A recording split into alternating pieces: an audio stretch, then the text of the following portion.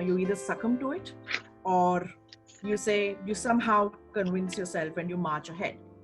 And that's what anxiety does to us. So Dr. Avinash, let's start off with you. When we talk about anxiety, what exactly is anxiety? Is it very different to depression? Is it very different to, say, when we say stress? What exactly is anxiety? Okay, so I would just like to begin by telling all our viewers that when we talk about anxiety, okay, we're not here to tell you that anxiety is purely abnormal or pathological. It's very important to understand that it's normal to feel anxious in certain situations. So, for example, if I suddenly enter a party and I don't know anyone in the party, and I may get a little anxious thinking whether I've come to the right place, whether I've come to the right hotel, whether I've come to the right address. Sometimes it can happen that you lose your way in an unknown city and you can feel a little anxious. Let's say you're sitting at the wrong gate at the airport for a flight, and suddenly you don't get any message, and then you realize that your flight gate is changed and you have to rush. You can feel a little anxious. So it's very normal to feel anxious. It's a normal emotion. What is anxiety? Primarily, anxiety is a feeling of fear, dread, worry about anything. It could be specific, that is about some situations. So some people feel anxious when they're in a lift. Some people feel anxious when they're in an interview. Some people feel anxious when they're alone in a bathroom, a public bathroom. They feel alone. They feel anxious in the dark. So it may vary. And you have and the symptoms of anxiety primarily are that you feel scared, you feel worried, and exactly like you described, sweating palms, you tremble, you get nervous, your stomach churns, your head spins, you begin to feel something is going to happen, you feel I'm going to pass out, and that kind of a worry is what comes in. And anxiety is derived from the Latin word, which is angst, angst, that is to worry. So that's how the word anxiety comes in. So that is what I would say is my basic explanation for anxiety. And it differs from depression, because in depression you feel sad, you feel low, you feel like crying, you feel upset, you don't feel like working, you don't feel like focusing, and you feel life is not worth living, you feel hopeless, helpless. Whereas in anxiety also you may feel helpless, but you don't feel sad, you feel more scared, more worried. And it's a very, I would say, difficult situation, because you feel very uncomfortable in it. There are people who are depressed and continue working. So it's not as uncomfortable as being anxious. When you're anxious, you're in a very difficult situation because your heart is pounding, your hands are trembling, you really don't know what to do. So that's what I would put my starting, I would say, comments as. Right. And so basically you're saying it stems from fear, right? Some bad experience in the past, which you have experienced, and you can't let go of it, and that's where it stems from, Dr. Avinash? No, I think it's not about just something in the past. It could just happen that people get anxious even otherwise. Right. See, if I'm under stress also, I could get anxious. I may not necessarily have to have past experiences leading to it. Right. It could just be that my present is stressful enough to cause me anxiety. Right. But there is always this good anxious feeling, like, if you are into theater, a lot of, the first thing that the director tells you before you go on stage is, please be nervous before you go and perform. Like, even in radio, we are taught that, you have to be nervous before you go and do your show. So it's a very thin line, being nervous, being anxious before a good show, but then going completely berserk and just going completely blank when you're performing, or just in front of 3 or 4 people. It can be crazy. How do you deal that switch, that good nerves before the performance? I'm going on the stage, I'm supposed to go and perform, that good nerves, but imagine you go on the stage and your anxiety takes over and you forget all your lines. It can be quite crazy. Yes, it can be. In fact, I always say there's, another form of good anxiety. So let's say a beautiful girl asks you out on a date. I mean, you can develop good anxiety because you wonder, what's that? There are couples who on their honeymoon develop good anxiety. It can happen that, they wonder how it will be and whether, we will be together, we'll be close. It's the first time. So that is one aspect. But the second thing, what you mentioned, when you go on stage and you suddenly sort of forget everything. The important thing is, if you're someone who's been performing repeatedly on stage, you have to tell yourself, I've been there, I've done that. I mean, this is not the first time I'm doing this. lines, once again rehearse it, or look at your lines and let's just go. I always tell people, don't look at the audience, look at the central point in the audience and, hit what you want to say, rather than probably looking at the audience, which will make you tense. Or one very important tip, which I'll give people and I give all my students when they have their first presentations, is generally myself or people who they know. We're sitting at vital points in the hall, different corners, so they can just look at us and present, and feel a sense of calm. So if you're having that stage fear, have some of your family members, someone who friends, sitting at 4-5 different corners who are there. So you can look at those corners, look around the hall and present. Then you'll say, at every corner there's someone who I know. So you feel a little safe, and then you can go ahead and present. We'll come to that. It's easier said than done. I'm sure there are quite a lot of people who've said, yes, I know, it's a simple trick. But when it comes to that entire situation, only I know what I feel, I'm sure. So we'll get to that in some time. But Fredric, let's move on to you, spotlight on you. What does the Indian, yogic practice, or maybe the Eastern yogic tradition say about the roots of anxiety? Where does it come from? Thanks to everyone before I share my little part. Thank you for being here and joining that session. And so this stands story of anxiety from the yogic perspective is something that all of us have heard, and something quite simple, which is, before I touch that, I'd love to come back on that question, if you don't mind, that you've raised about the good fear and the bad fear. And the way I'm operating with that is I discriminate inside myself, and when I work with people, I discriminate between biological fear, which is a very healthy response to danger. Makes us very alert, very awake, it pulls on all our resources, makes us ready to respond to situations. So and that's a very good reflex, a very healthy reflex. And then there is psychological fear. And psychological fear is what you were mentioning, Pavitra. It's that, I've been hurt in the past and I remember that stuff against my conscious will, not even consciously. But it's there at the back of my head, and I create that killer, what we call worry. And I feed those worries in my mind. And this creates a very, very deep underlying state of anxiety.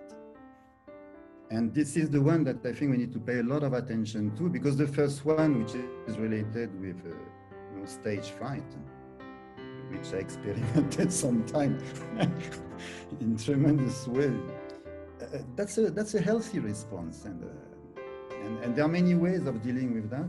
For me, I deal with that by making eye contact with people. If I find myself on a stage in front of people I don't know, sometimes not even having prepared what I have to share, it happened to me many times. First, I take 1-2 minutes to really make eye contact with people on the first row, second row, third row, as many as I can. Because one of the causes of anxiety, that's not the one, yes, it's also one that we find in the traditional system. One of the causes of anxiety is the feeling of being separated from others. The feeling that I'm alone, I'm disconnected in a sense. And that's a very scary feeling. And so every time I find myself on the stage, that's the first thing I do, even in classes. First, I make eye contact. I calm myself. I calm everyone and I connect, because it's very important to connect to others. Right. So that's one aspect of it. The second aspect of it is something that all of us have heard. And to me, that's the second deep foundation of anxiety. The first one being that disconnection with others. I don't feel the connection. I may talk, I may be very social, wearing a mask, but I don't feel the connection in my heart. And therefore, there's always an insecurity inside. The second one is a big one. It's the second big pillar of insecurity. It is a disconnection with our own selves. And by disconnection with our own self, what I mean is that things like clarity, wisdom, strength, stability, love, peace, joy, are not stuff that we find in supermarkets. They are stuff that we find inside ourselves. And if we forget that, then we end up looking for the answers we seek, the good advice we need, the love we need, the peace we need, the security we need. We end up looking for that outside. And of course, we find it, but we know it's not stable, because today you give me love, tomorrow you're gone, and who's going to give me love? You know? And that generates a kind of dependency on the outside, a dependency on relationship, a dependency on status, on bank account, on the economy. That if the economy goes wrong, you know, my emotions go wrong. If my beloved goes, my love goes. And that's a very insecure place to be. And so the foundation of all the spiritual path is to find those things within our own selves, to learn to connect to the ability of love that is inside, to learn to connect to the natural intelligence that everyone has, whether we have PhD or not, to connect to that innate intelligence, that innate wisdom that is in every human being. So that we do not become over-dependent on the outside. And therefore we sense security, because we know we can rely on ourselves. Right. Because of course there are real issues we need to face in our life, especially today. It has become so incredibly complex, and insecurity is fed by the media. Anxiety is fed by the media to a great extent. Anything can make you anxious today. Yeah. Sorry? Anything and everything can make you anxious today, isn't it? Yeah, I mean, we hear more bad news than good ones, you know. Every day there are probably as many good things as bad things happening in the world, but we hear the bad ones. So it generates that psychological insecurity. Right. That's the two things I'm really looking at, yes. Right. So you say have a great relationship with yourself, practice, sadhana, meditate, yoga. It can help you. And I'm sure, Dr. Avinash, you will agree to that as well. As a doctor, you won't say that no, only medications work. I'm sure you agree that, you know, a good amount of this plus that is the way forward, right? Yes, I definitely believe. See, one of the things I always say as a psychiatrist is that a patient coming to me is a human being first, okay, and a medical condition later. So the most important aspect is that earlier, I think when we are new in practice, and I think many young doctors who are new in practice, we try to see which diagnosis we can fit the patient into. But when you finish around 20, 25 years in psychiatry like me, then the plan is that, no, what can I do to enhance the quality of life of my patient? That's more important than probably a diagnosis. So I rather tell him, you know, you want to get okay, you'll get okay. Why are you worried whether you have anxiety, depression? Why do you want to label your disorder? You know, let's look at getting you okay. That's more important. And I always say that yoga, meditation, mindfulness, any form of psychotherapy, even alternative therapies, I always tell my patients, whatever benefits you, you should do. So there are some people who say, no, I can never do yoga. Fine. There's some people who say, I like to listen to music. Fine. There's some who like to go for a walk. There's some who like to go to a gym. There's some who like to go to the church or temple. So whatever helps them is, you know, something that we should push for. So I'm definitely for a combination of, you know, all sorts of therapies together, because I think whatever helps the patient, we shouldn't not allow him to do. Right. Thank you so much. Thank you so much for reiterating that, because, you know, there's always this confusion whether you should not, because different opinions. Let's come to this basic thing. I think we've got so many questions about this, that, you know, when anxiety attacks you in that situation, you know, people say, and you hear so many things during the interviews, or you read articles where it says that, you know, just pause, breathe for 5 seconds, count 1 to 10, and then you will feel better. But it doesn't work, right? In that particular situation, when something happens and you're just too anxious, the breathing technique just doesn't work, Dr. Avinash, right? What do you do then at that point of time for people who are going through that right now, who've joined us? What do they do then? So now when we have people who are so anxious that, you know, nothing sort of works for them, and they don't even probably have that split second to think that, I must now deep breathe, or I must try and relax. In such case, with no option but to probably look at some medical help for them. And when I mean medical help, I don't mean regular medical help. I mean something which can be like an emergency medical pill, which is given to them under the tongue at that time to just help them deal with the situation for them. But the most important but is that it's not the cure.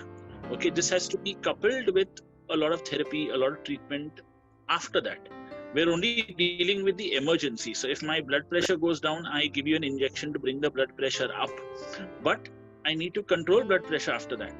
So I need to, walk, exercise, diet, my regular medication, regular treatment, whatever.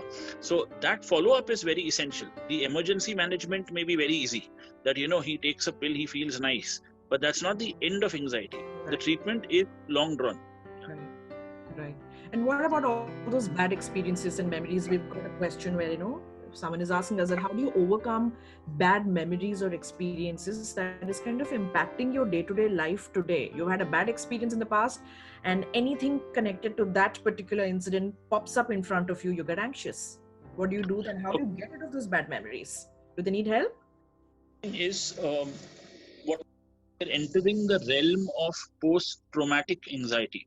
So when people develop this kind of anxiety, you need to undergo intensive treatment, where medication is 20% or 15% of the treatment, but you have a lot of therapy that you need to undergo. You need to verbalize, you need to analyze, you need to debrief, you need to overcome that entire traumatic process by talking about it at the pace at which the individual is comfortable. It's not that I hurry it up and make him talk about it in one session. It has to happen over time. One of the main problems I want to tell everyone is that when you talk about therapy, patients complain of not having time to come. So we have offline therapy, we have online therapy. So I don't think time is an issue. If you need to get yourself completely cured, you need to probably undergo good therapy. So it's important that, you be ready. So I have a question here. My question is that, while we are talking about what kind of help do we need, one of the things that people are often in delusion is that when do I actually reach out and seek help? For example, I know a lot of people who probably have a sleeping irregular, not able to sleep properly for 8-9 hours in a day for years, and they do various things to get proper sleep, but they probably are highly anxious or their work-life balance is not proper, but they don't take help. They're probably going around because they feel that's how life is to be. Life is a struggle, so we have to face the struggle. People don't reach out for help. When do you think is a time for one trying to do things in my own pretext, in whatever can work well for me, and when is the time to actually go and talk to someone? Okay. So I think the key thing here is what's very, very important is that you, when you realize you can't manage things on your own, when you realize it's overwhelming your life, when you know you're not able to function, when you know your work is getting affected, your sleep is getting affected, your appetite is getting affected, your physical health is getting affected, that is the time you need to seek professional help. And you need to do it. And the moment, pure and simple one line answer is, the moment you're distressed and you can't handle it, you need to seek professional help, because that will give you a direction as to what you're going to do to recover. What the whole issue is, going to a psychiatrist, many people equate it with going to, I'm not mad, I don't have a mental illness. Oh yes, I'm anxious, but being anxious is normal.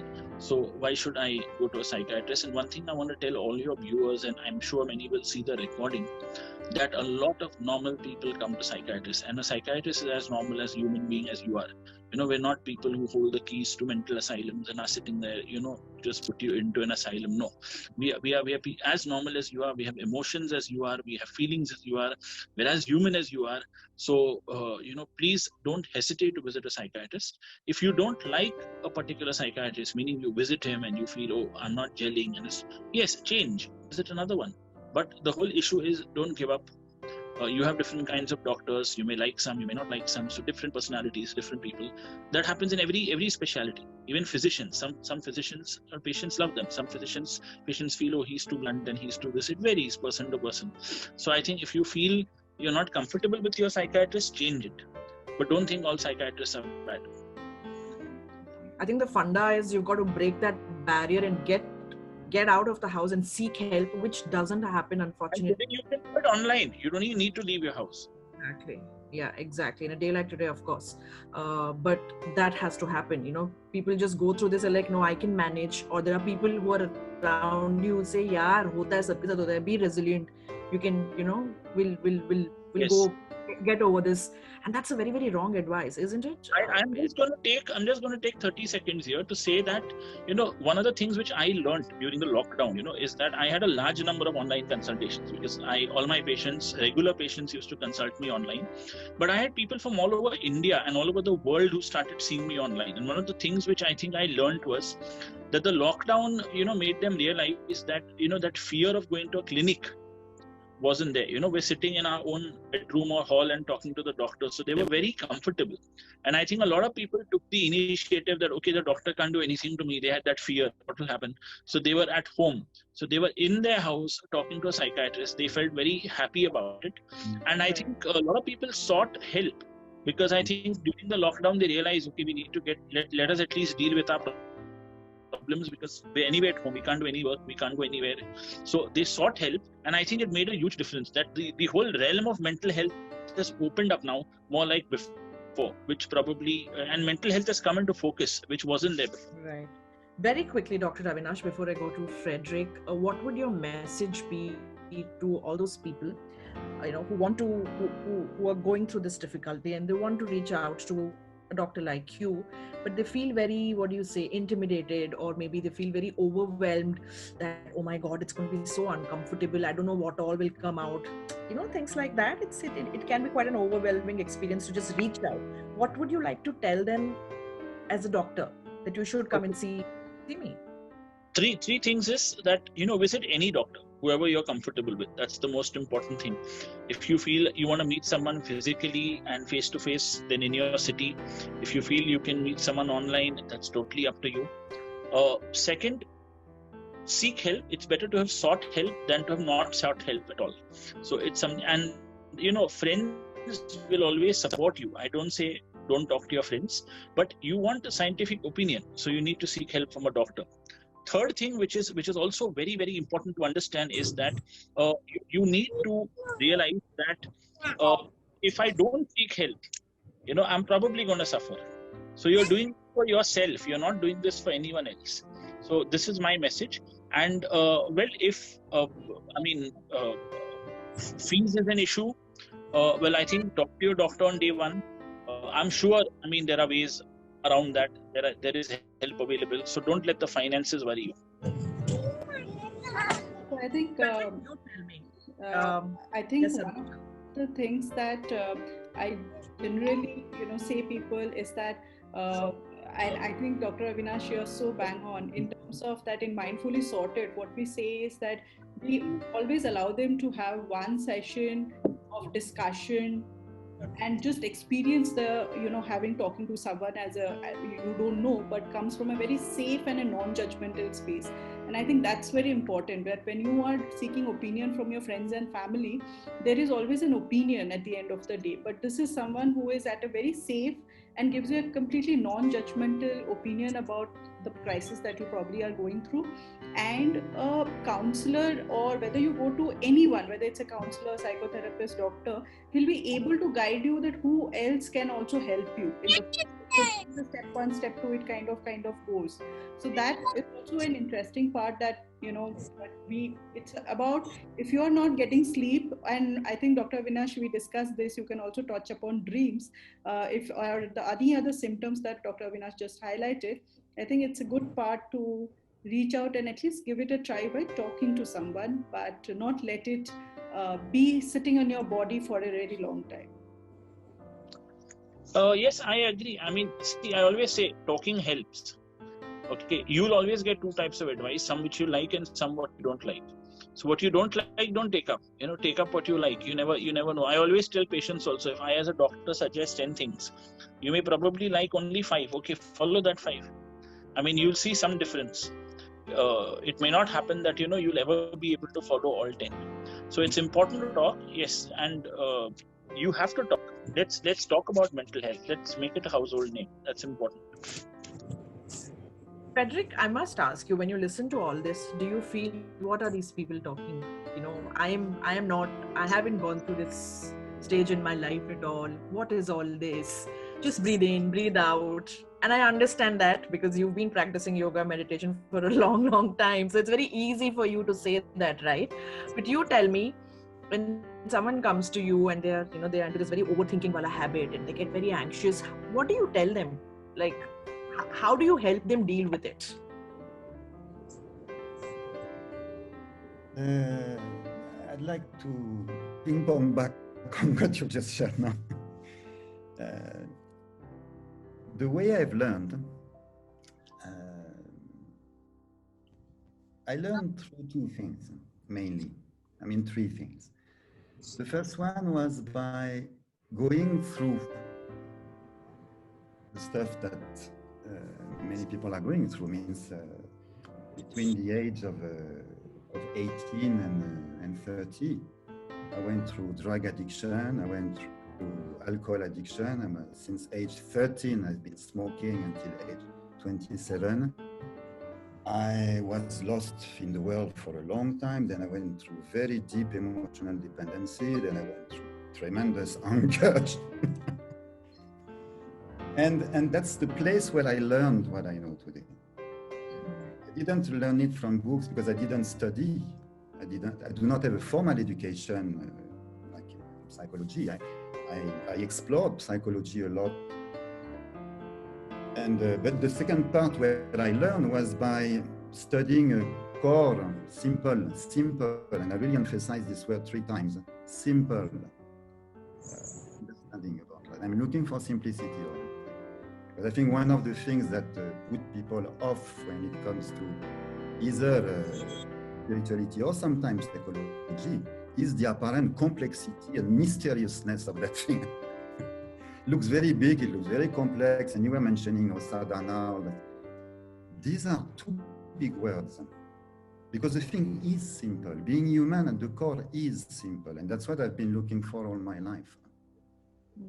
So that's the second place where I learned, and the third place where I learned was through my own practice, yes. But my own practice has been for some time a kind of yogi monk practice, but for a lot of time it's been right in the middle of the mess of the world. And when I say mess, I've been in big messes, and that's where I tested what I had learned.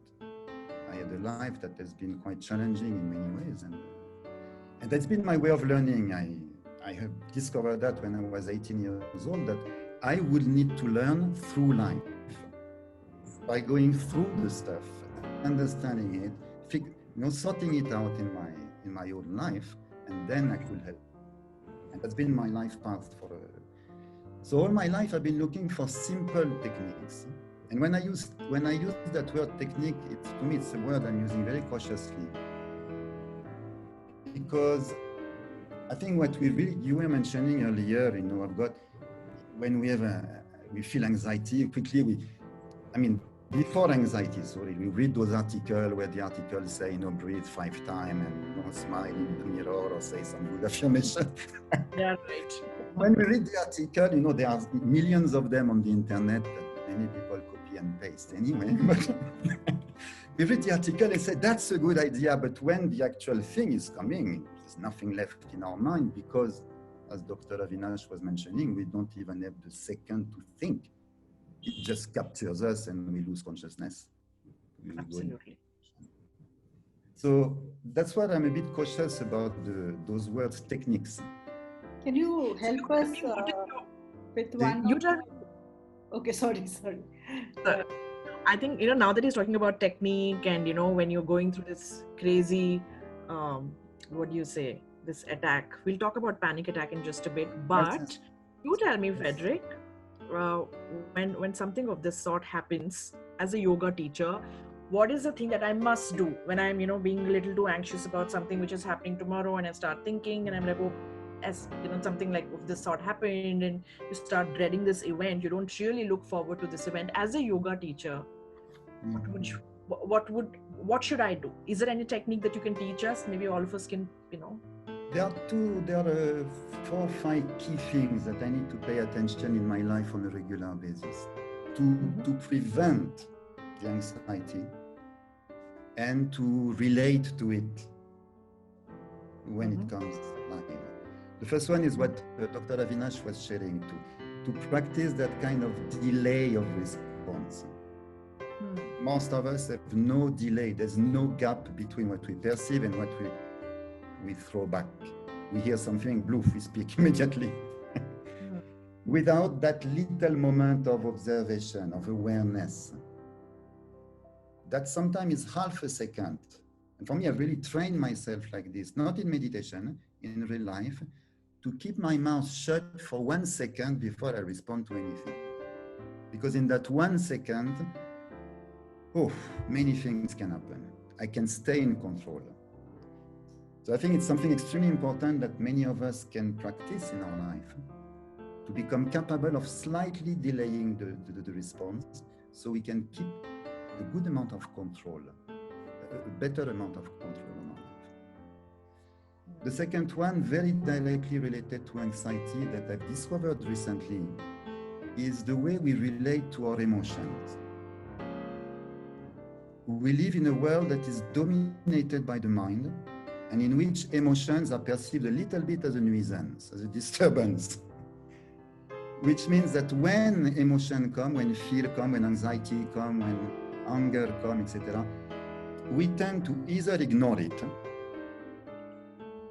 or we tend to, reason it and positive it, saying, okay, let's go for it, doesn't matter. Or we suppress it, or we fight it. And in the area of anxiety, what I see a lot is that in myself and in the people I'm working with, is that fear and anxiety is not the problem. But the problem is when they come, we panic. Instead of, and I'm really using that word very consciously because it's really a key word, instead of learning to embrace the feeling of insecurity. Because, and this is where I'm careful about the word technique, because if you look at the way a mother relates to a little baby, then you have the technique in inverted comma to relate to unpleasant emotions. And when a little baby starts to cry because the baby feels uncomfortable and feels anxious, because babies go through a lot of anxiety, a lot of fear. They live in a very insecure world and they're very small. When they go through those boots of anxiety, what does mama do?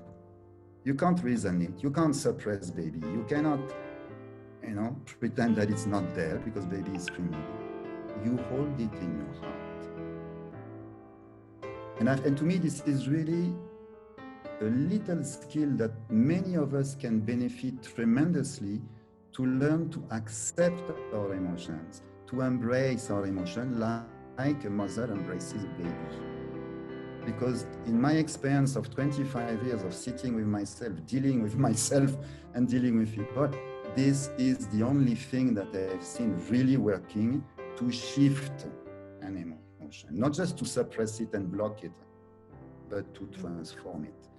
And this I've really experienced since the 4 or 5 years. I've discovered that very simple thing of learning to embrace the emotion instead of being afraid of it. Yeah, instead of being judgmental about it. The problem is that we are afraid of fear. Okay. And if I can see my fear and say, welcome, yes, you have a message for me, fine, welcome, I accept you, then it's done. If I can see my anxiety and talk to that feeling, I love you, Wow. Yes. Not I love you to myself, but I love you to that feeling. Yes, you are my little baby inside. I'm sorry to be so simplistic, but We have Nidhi saying thumbs up, clap, clap. That's a fantastic answer. Of course, accept yourself. Don't judge yourself. Accept all your emotions. Yeah, you need to That's learn to embrace emotion because it's the only thing that matters to me. Yes, you can reason, you can do many things, but the thing that really turn it properly is the embrace. right. We have a very interesting story. जो हमें Swati Banerjee is going to share with us. Swati, you're with us right now, and Swati has gone through this entire journey of experiencing something crazy like this, and she's come out of it. Swati, you must tell us more about it. Well, my journey goes back to the time I think I was in my teens, exactly similar to you, Pavitra. So I was an extrovert and I wanted to participate and be the best and impress people. And while doing so, I suddenly realized that I started developing anxiety in the process because it was just growing in me. There was no trigger. There was not an incident that caused the anxiety. It was growing, and then it became so bad after my marriage. Then while traveling abroad, I used to fear even when I have called people for dinner or lunch. I used to feel that okay, I'm not perfect. I hope people will like it, and that anxiety, the wetness and the sweatiness of my hand, and I was the churning of my stomach, and I used to constantly fear that am I being good enough? Am I doing my job, or am I doing even when the guests are coming, am I being the best out there? So while trying to be the best, I developed this anxiety, and it was so bad that it went to my sudden burst of not being able to manage my emotions. Even after my kids were born, I was everywhere. And that is when I started studying psychology, and I took up my MA in psychology, although my profession was totally different. I took up psychology to understand myself more. I tried yoga, I tried Zumba, I tried every possible thing to, sort of distract myself from feeling anxious. And what I realized is the more as Fredric so beautifully mentioned, the more I was pushing my anxiety and distracting myself away, from not feeling it, I was feeling it more. So I started reading about myself, my true self, about my identity, is it important for me to always be the best, or I can just accept my imperfections? So that is how my journey into psychology came. And then when I was studying counseling and how to counsel children and adolescents, I had to go through, 21 sessions of counseling for myself. So when I went into counseling and talking about myself in a platform which is totally unbiased, and somebody who is not judging me like, oh my God, what's wrong with you?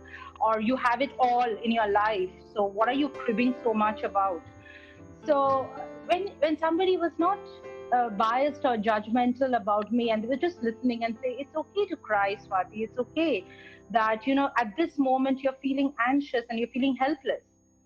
So that changed me completely and actually brought me to the person that I am now. So when I'm handling my students and when I'm handling my cases, I always tell my students first, don't label yourself as anxious people. Just go and, feel. Even if you're feeling anxiety, feel it. Write it down somewhere that, okay, I'm feeling anxious, I'm feeling helpless. What should I do? And you will have your own answers. Thank you, Swati. I think this was very, very beautifully shared and a very, very meaningful story for all of us. And I think connecting to this, there is a question that I would love to ask Dr. Avinash. Doctor, this is something that we often see, that very high productive people, and this is where also that how anxiety and depression differs, because depression sucks your energy. So and depression, often someone in a deeper level of depression actually needs medication and all of it, but anxiety often can be handled without medication, because anxiety also boosts your energy, like the healthy anxiety. But Dr. Avinash, this is where I would like to ask you that a lot of high productive people, high performer, are anxious people as also. How do and do you see, or is it an insight that this is a constant challenge of high performers, and that people who want to be perfect, people who want to be extremely good, are more anxious? And how do you be high performer and not be anxious? Like, how do you create that balance? See, I think the key thing is that many high performers feel that they have to get it all right the whole time, and they think that they have to be 100% correct. Now, that is not necessary. What one has to understand is that if I'm a high performer, I can also be human. I can probably, not do well on a given day. I can probably. So the anxiety sets in when you set a high goal for yourself and you want to keep up to that standard. One way of, being a high performer and not being anxious is primarily accepting that, you're going to give your best. It can happen on a given day that you may not really be up to the mark, but it shouldn't mean that you're no good. So something like, for example, even a cricketer like say Tendulkar or Virat Kohli or anyone may get out for 0. It doesn't mean he stops playing cricket. It doesn't mean that it can happen that they get out for 0. So it can happen you have a bad day in office. So you just go sleep over it and the next day you start again. So I think the key thing about high performance and high performers in anxiety is that you may not always perform high. So you have to accept that it can happen that there will be peaks and there will be a plateau maybe, and you'll be performing high, and there is going to be a dip at some point of time. Yes.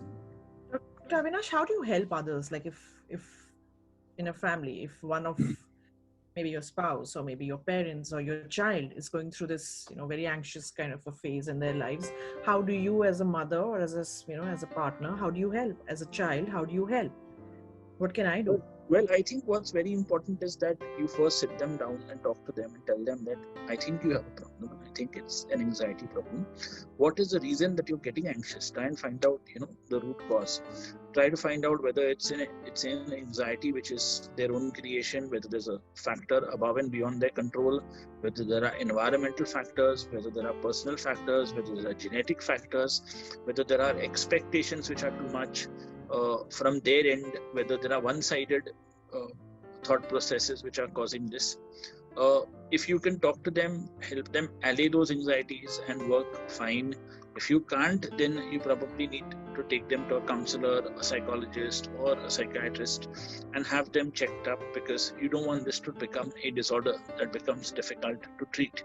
But the key thing here is that talk to them and make them realize, yes, I feel that there is something happening here. And anxiety is biological, anxiety is psychological, anxiety is psychosocial. Is it also inherited by any chance? It's not that it can't be treated, it can be treated. So there is no reason why I shouldn't seek help. Right. And I was just asking you, is it also inherited by any chance? I mean, if you've had a... It's not inherited. Yeah, it's not in... I mean, inherited. Sorry. I'm sorry. Please finish. Yeah. No, what I was trying to say is inherited is not the right word, but how do I say it? If as a mother today, I exhibit anxious behavior to my child, is my child soaking into in her adult life? Yes. I always tell parents that your emotions are like a sponge that absorbs water. The child is a sponge. It will absorb your emotions. So it's very, very important that anxious mothers give rise to anxious children. It does happen. And depressed mothers give rise to depressed children. It's a very well-known fact, because that's the model they follow. It's like if you look at a simple thing like a fear of a lizard, okay, which is a simple fear that anyone may have. Very often they'll say, my mom also used to get so scared about this when I was small that it came into me. And very often that's what happens. A lot of fears are what we call inherited in that sense. So, yeah. Sorry. Please. So it also swings. I think that tendency is also there, that someone might become extremely fearless because someone is very. So it is not balance. It basically 0 or 100. It can be, no doubt. I think we'll take some questions. Yes, if you have any audience, questions. now you can I switch on your or unmute your speaker, and then you can speak.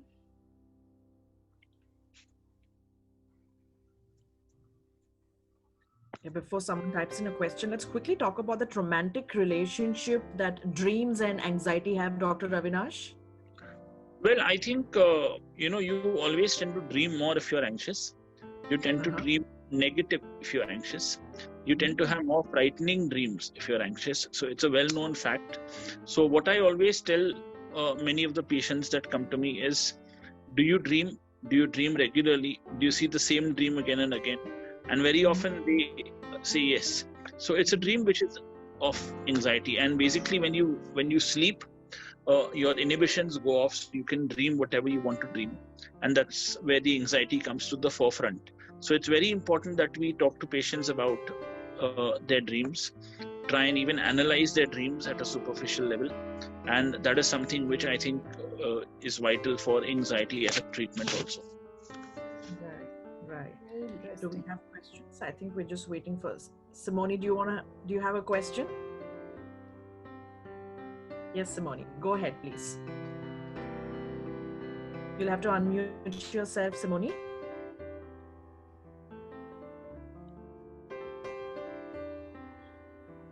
Thank you. So one question was that sometimes we are doing counseling already, but yet maybe it is not working because of any factor. We may feel the need to take medicine, and we have a fear that we will become dependent on medicine because they all have serotonin and that benzodiazepine group. So how far is this true that a medicine can make you dependent on it in earlier stages? I think judicious prescribing and proper use of medication will never make you dependent. I have a number of my patients who take a prescription and then don't turn up for 6 months and keep taking the medication on their own. That's when they develop a dependence. So you need to follow up with your doctor very regularly. And they very often say, we were fine, so we just kept taking it because we didn't feel the need to follow up. So that is something which is wrong. All medications affect chemicals in your brain, so there's nothing to worry about these chemicals. Everywhere in our body we have chemicals, and all medications work on them, so there's nothing to worry. What's very important to understand is that sometimes even therapy may not work for you. Change the therapist. Change multiple therapists till you get the right one. So medication is not always the first stop. Medication is our middle stop somewhere. And medication always works better when combined with therapy. So there are medicines which may not make you dependent. It is not necessary that every time taking medication. Okay. Of course, there are. See, we are in 2020. Okay, we have very good medication for psychiatry. In the year 2021, we'll probably have 10 or 12 new medications that are launched. So there are new medications coming out every year. Medicines are becoming more and more progressive. Dependency patterns are reduced. So there's nothing to worry. It is a myth. A lot of people feel that, we're dependent on, because it's psychiatric, they feel, oh, we're going to get dependent. Yeah. What about laxatives? There are enough of people who are dependent on laxatives. They can't probably empty their bowel unless they've taken their Kayam Churan or their laxative the previous night. Yeah. So it's psychological more than physical dependence. You feel abhi dawai nahi hai, mujhe anxiety aayegi. You get into that. Yeah, so that is what we fear. It's more of a psychological dependence than an actual dependence on the medication. Thank you. Right. We have a question saying, what would you say about GAD kids who have this disorder? If you could tell us what is GAD, is generalized anxiety disorder, right? Yes. So GAD kids as such, I think, GAD kids in children and adolescents are not, it's not a very common condition.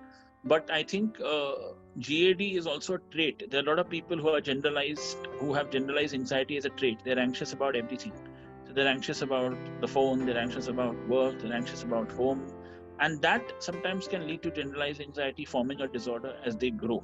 And that anxiety comes up from anxious upbringing, anxious parenting, anxious teachers, a lot of anxiety around them. Right. Fredric, how do we handle overthinking and anticipation before an important event? As a yoga teacher, what would you tell us? Overthinking. Three things I'm using for that, both for myself and people I'm working with. The third one is again that thing that I mentioned already, which sounds something very, very little small and ordinary, but that cultivating that little gap of observation. Because our mind can work in two ways. The mind either thinks or observes. And I'm sure this is something that almost everyone has experienced, that when you really observe something, you think very little. And when you think a lot, you observe very little because thinking is noise in the mind. So for me, my way of dealing with overthinking is to go back into observation mode and telling myself that, I am overthinking because yes, I'm worrying about something. So if I'm worrying about something, let me be alert, let me look, rather than just think and make noise in my head. But let me really be alert so I am aware of what's going on and I can face it properly. So to me, that's the very key basic things that the way I'm working with people, I'm trying to equip people with skills. That's really my work, to give them simple skills they can use. And that's the first one. Take a moment of observation constantly. Try to be more aware and looking rather than thinking and talking. Yeah. It's a lot of practice. It's not something that you can achieve after doing a 21-day yoga course and saying that, I've done that, now I can beat all these things. You've got to constantly practice, and I'm sure Dr. Avinash agrees to that.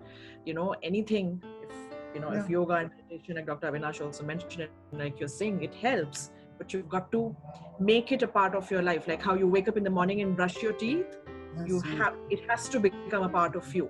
Only then you can see that shift.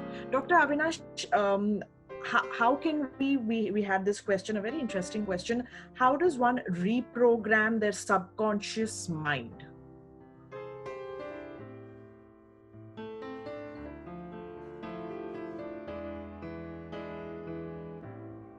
We can't hear Dr. Avinash. Dr. Avinash, can you hear us?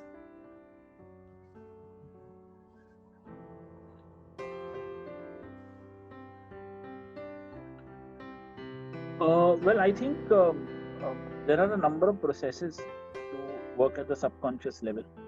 So you can look at even hypnosis, you can look at EMDR. There are multiple techniques which I used. I'm not an expert in that area, but I think any of these techniques work at that level. Okay, how do you handle trembling in stage situations? I think relaxation. You have to practice a lot of relaxation at home. So then automatically you won't tremble in the given situation. So when you say relaxation techniques would be what then?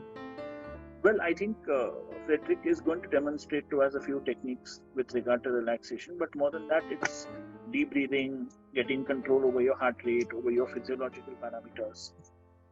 Okay. I have a question. Yes, Nidhi, please go ahead. When I'm getting this term curious in mind, and we are already discussing about the anxious and anxiety. So now there are three terms: curious, anxious, and anxiety. So how would you differentiate between the curious mind and the anxious mind? The anxious mind is afraid, the curious mind is happy. That's the only difference? Yes, of course. And in curiousness, you investigate and learn. In anxiety, you can't learn anything. That's the fight or flight moment. That Right. Right. We have a question. What if we don't get support from family and we mandatorily have to live with people who are the cause of anxiety? What if every day there is fight and survival story? This is a Well, I question. think we only have to look at building an environment which is stress-free. So I've had people who I asked to move out in such situations. We don't have a choice. We can't have you in a hostile environment and work therapy-wise at the same time. I don't think it will work. Okay. What can I do to a family member if I know he or she has anxiety disorder? I think you've answered the question, which is sit and talk to them, right, doctor? And then... Yes, talk to them, take them to a professional if needed. Right. Okay. And what's the connection between OCD and anxiety, very quickly? See, OCD is obsessive compulsive disorder. It's a disorder where you get repetitive thoughts which are intrusive, and then you have to act upon them. You feel anxious till you don't act upon them. So anxiety is a component of OCD. Okay. Is anticipation abnormal? Depends on whether it's good anticipation or bad anticipation. So if I anticipate good things, it's very nice. If I anticipate bad things, then I need to work on myself. Right. So I like there is a lady with whom I'm in contact, and she was preparing herself to have a visit on a hill station, and because she is blind, her both eyes don't have any vision left with him. So she was very much anxious. What is going to happen when I'm going to visit that place? How will be going to have my journey? वहाँ जाकर क्या होगा? How would I be able to enjoy that stuff? She was anxious at every level. So is that a good anticipation or is it a bad anticipation about the experience she is going to have? Anything that makes her look forward to the trip is good anticipation. And if she doesn't look forward to it, it's bad. So how does it make sense? Was she looking forward? She was all the time curious, like what is going to happen, how will be the journey, and what we are going to do there, how will we going to enjoy? Is it a good anticipation? Was she looking forward? Does thinking of all that make her happy, or does thinking of all that make her worried? She was worried. So then it's definitely not good. And how can we help in that situation? Well, she needs to probably speak to a therapist who will talk to her and allay her fears. Okay. I think that's the most important thing, right, Dr. Avinash? That you have to, you cannot tell yourself that I'm going to be okay, this is just a part of this phase, or if you're just watching someone go through it, you can't tell them that, ho jayega, let's just let go of. You can't ask them to just say, go out, meet your friends, you'll be fine. You can't say that. If you're going through that, you have to go out, break all those barriers. Zamana to kehta hi rahega. Go out, meet a therapist like you, or a psychiatrist, and that can help. How do I handle a child who is in class 10, dealing with exam fear and is anxious for her future, but she is unable to seek help as her parents have refused to provide therapy? Well, when I work in schools, I always tell my counselors that, they are not our children. We try to help them. We try to do what they can. But if the family and the parents don't want them to seek help, there's very little we can do. We can talk to them, we can provide support. But if parents don't give consent for therapy, there's very little we can do. We can't do much there. We can talk to the parents and try and convince them. But beyond that, we can't do much. Anxiety due to minor changes or risks? Choda sa risk lena padta hai and you're very anxious about it because it's out of your routine. How to work on that and the underlying reasons? One of the questions that we received. Well, I think it depends again, whether it's a calculated risk or a non-calculated risk. So if it's a non-calculated risk, I would say I would not regard that as being intelligent. But if it's a calculated risk, there's a certain amount of anxiety which is there, and there are some people who thrive on that anxiety. So it's something that you'll have to work with. You'll have to work with, you'll have to deal with, and Okay. What about anxiety with parents? Older people at home, COVID situation, they're locked in the house, they get anxious. What does one do? put them online to a therapist and make them speak to someone and allay their anxiety. Perfect. As simple as that. Fredric, what can you teach us today? You're going to be teaching us a technique that we must follow maybe when we are feeling very, very, very anxious. Yeah, so I think we do the last thing, which is Fredric, and I think all of my the participants, what you can also do is you can write to us if you have any pressing questions which we didn't pick up during the session, and but we have a small contest at the end. And before that, Fredric, for 2 minutes, if you can just give us a interesting technique or a breathing technique which all of us can practice right from tomorrow. There are two breathing techniques that are very useful. The first one is very easy. It's something called heart coherence, which reharmonizes the heartbeat and brings back the heartbeat to a reasonable level. Because as Dr. Avinash was mentioning last time, anxiety and fast heart rate is always related. And so it's a very basic, very simple thing. You inhale on the count of 6 and you exhale on the count of 6. You can variate a little bit around that. Breathing is a very interesting thing because there's a big misconception that many people have. We think we have to observe our breath, but that's not about observing the breath at all. It is about regulating the breath. And it is about feeling the breath. And so that's the two exercises that we won't have time to do them now because 2 minutes is very short. We'll touch on the second one. So the first one is to regulate the breath by breathing in 1, 2, 3, 4, 5, 6, pause, breathing out 1, 2, 3, 4, 5, 6.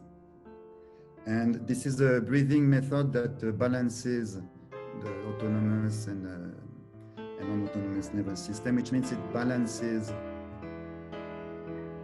masculine and feminine energies inside, the active and receptive, relaxes and tension. It's creating a balance. And we can regulate the breath by increasing the inhale, making it faster, and decreasing the exhale to generate energy.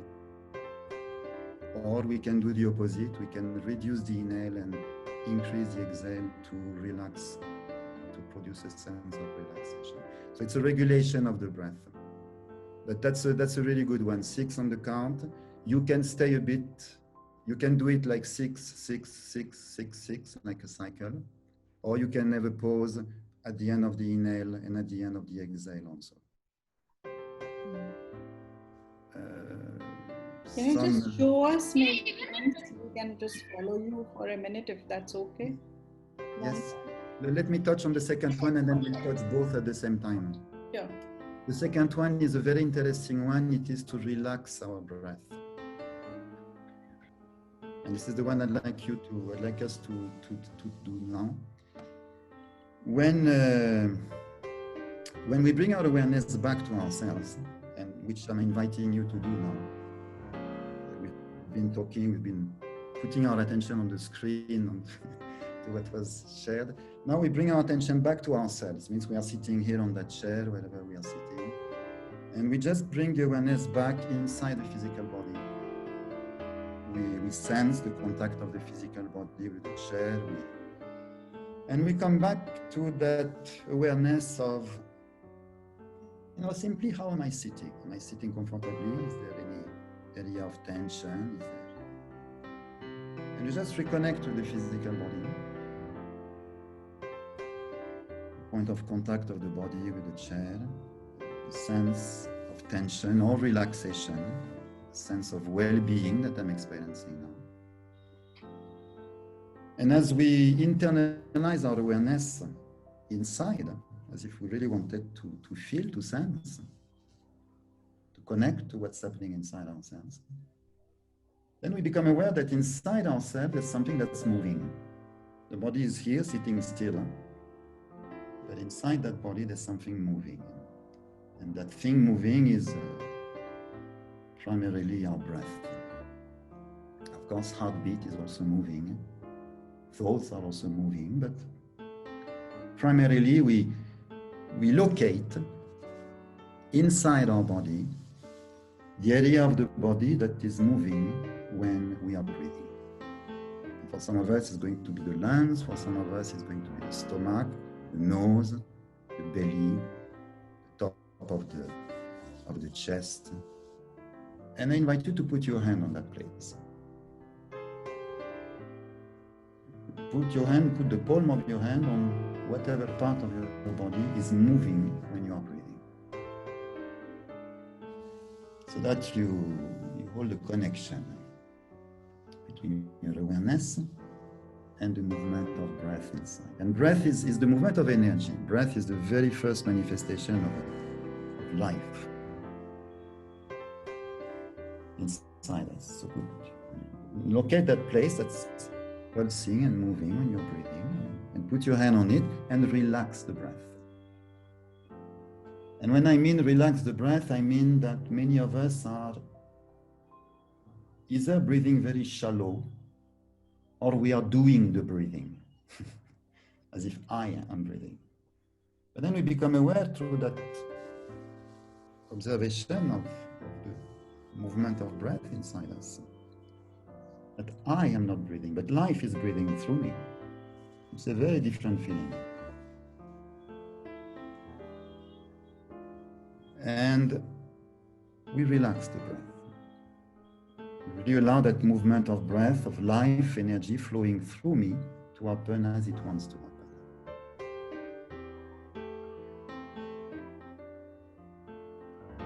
So this is an exercise we can practice. The amount of time we have here is very short. It takes, to really get a grip on it, it takes 10, 15 minutes. And when we do this, usually the breath falls back to the lower belly, which is the origin of breath. And when the breath falls back to the inner belly, this is the lower belly, sorry. This is something that every martial artist knows. This is something that athlete knows. This is something that high performer knows. When you bring your breath, your energy in the lower belly, you gain stability, you gain power. Your mind thinks 20 times slower, clearer. The mind expands, perception expands, because energy is coming back where it should be, which is in the abdomen. Overthinking, there was a question raised about this. The overthinking is because all our energy goes in our head. Because we are scared, so we think, and all the energy is coming there. But every fighter, if I've touched the martial arts, also the Qigongs, they constantly bring the breath and the energy in the lower belly, and the mind is clear. Because they need to face themselves, not to think about it. So this is one, and then the second one, 6-6. These are two very, very simple, very direct ways of rebalancing the mind, rebalancing our energy, because when we talk about mind, we also talk about energy. It's the same thing. But it's interesting to look at it in terms of energy, because energy, we can access it directly with the breath. The mind is a bit more complex, it's a big system, the mind. and close that exercise. Usually when we allow the breath to relax, then we see the breath falling back into the lower abdomen, like we see children breathing. They breathe with their belly, they don't breathe with their lungs. And of course, lungs are absorbing oxygen, but the pulse of breath is in the belly. And when we bring when the pulse of breath is, when the breath is coming back to the lower abdomen, then it feels good. And I emphasize this because anxiety is born of a feeling of discomfort. There's a feeling below it. And as long as I feel discomfort, I may turn my anxiety mentally. I can positive it in time, but it's going to come back because the feeling is there. True, true. And that approach of dealing with anxiety through the breath, through relaxing the breath, then takes you to a place where it feels damn good to breathe. Because it feels damn good to be alive just now. And immediately anxiety is shifting because it feels good. In the moment it feels good. Because a lot of anxiety is born of thinking of past, future. And then I come back to my breath in the moment, I'm right here, I'm breathing. Ooh, what a beautiful experience. And now, okay, let's look at our real issues in the face. With that inner stability that we can gain through those kind of practices.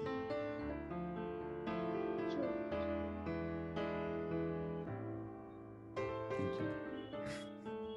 Thank you so much. This is beautiful. Beautiful. And I think, isn't it super, Pavitra? I can see a lot more questions which has come in, but now it's already 6:24. And one thing that we would like you all, and thank you, Dr. Avinash, thank you, Fredric, for this wonderful session. I think a lot of us just, cleared a lot of things that we knew, and we cleared our mind on the conceptually about anxiety. And you also gave us some very interesting insights and facts on it. One contest that for which you have to really try really hard to answer is on the chat bot. Who can type the fastest? That tell us, out of everything that was spoken today by both the great experts, what is one thing or two things that you will start doing differently from tomorrow? Apart from breathing. Yeah. Stop, huh? I can tell you right here, right now. Yeah, Nidhi.